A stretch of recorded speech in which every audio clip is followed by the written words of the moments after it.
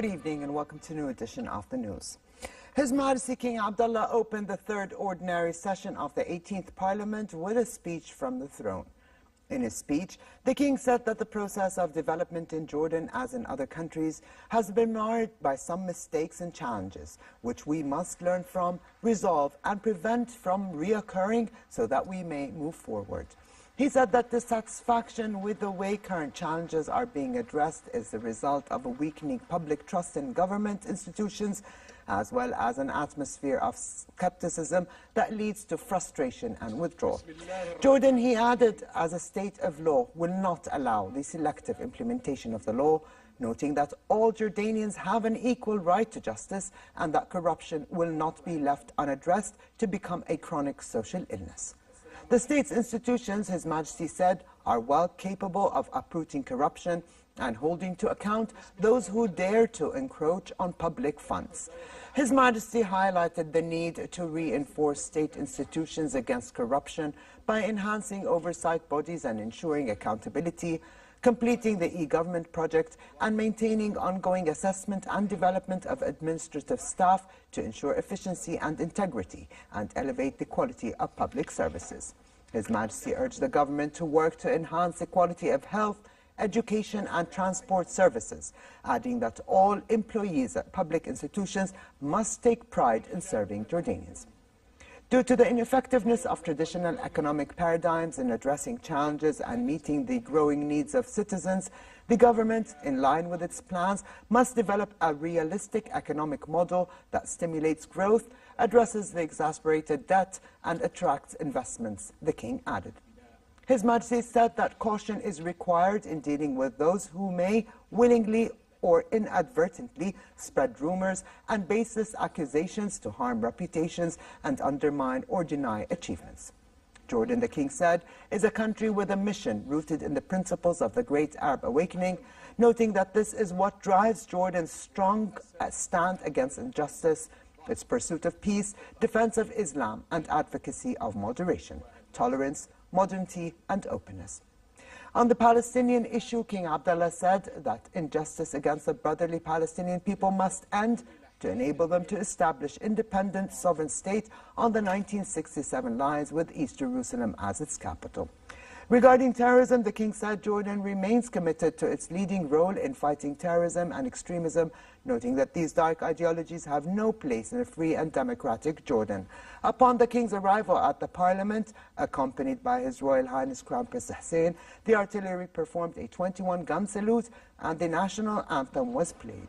His Majesty also reviewed the Guard of Honor.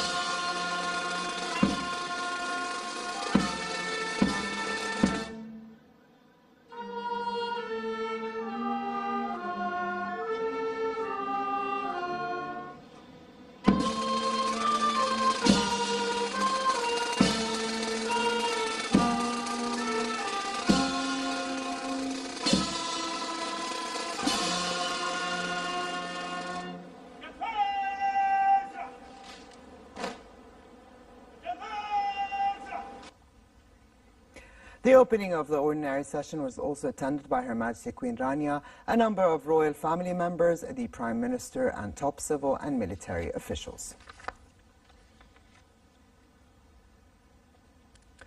The Senate, chaired by its President Faisal Faiz, held its first meeting in the third ordinary session of the 18th Parliament, which His Majesty inaugurated with his speech from the throne. During the session, in the presence of the Prime Minister and Cabinet members, the Upper House elected members of the committee tasked to prepare a reply to the speech from the throne. They also elected Maruf al-Bakhit and Samir Rifa'i as first and second deputies to the President respectively, while Munir Sobar and Yasser Aghoshi were elected as assistants to the President. After the Senate meeting, the lower house elected Atif Tarawne as lower house speaker. Tarawne won 87 votes, while his rival for speakership, Abdallah Akaile, garnered 39 votes and 3 ballots were cancelled. MP Nassar Al-Qaisi was also elected as Lower House First Deputy Speaker. A total of 129 members of the House cast their votes.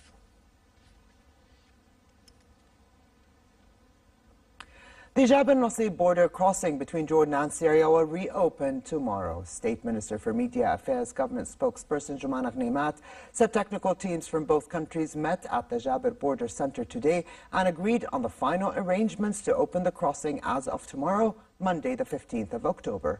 The border crossing has been closed for 3 years.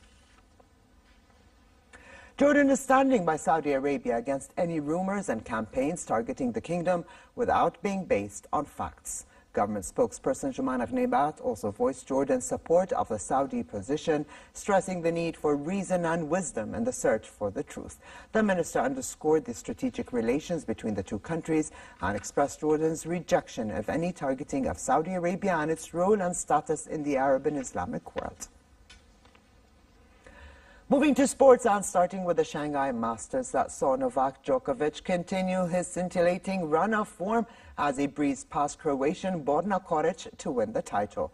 With a 6-3, 6-4 win, the four-times Grand Slam champion extended his winning streak to 18 matches as he continues to chase Rafa Nadal's world #1 crown.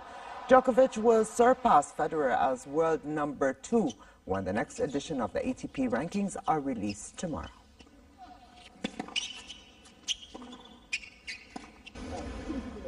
We stay in Shanghai, where more than 1,700 participants from around the world ran up the 260-meter north building of the Shanghai International Finance Center in a vertical run competition.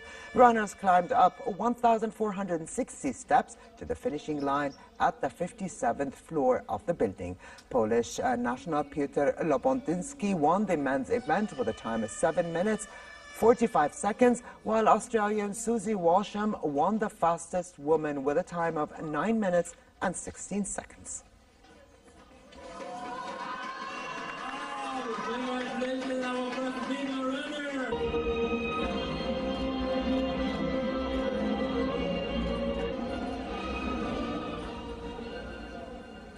And finally, for a quick look at the weather, moderate conditions continue tomorrow across the kingdom with temperatures around seasonal average.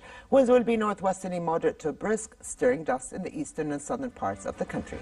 Amman can expect a high of 26 degrees Celsius and a low of 14. The Dead Sea, the Jordan Valley and the Gulf of Aqaba can expect hotter conditions with daytime temperatures in the port city at 32 degrees, dropping down to 21 at night. And with this, we come to the end of this edition of the news. I'm Ali Atuqan. Thank you for joining us. Have a good night, and I'll see you tomorrow.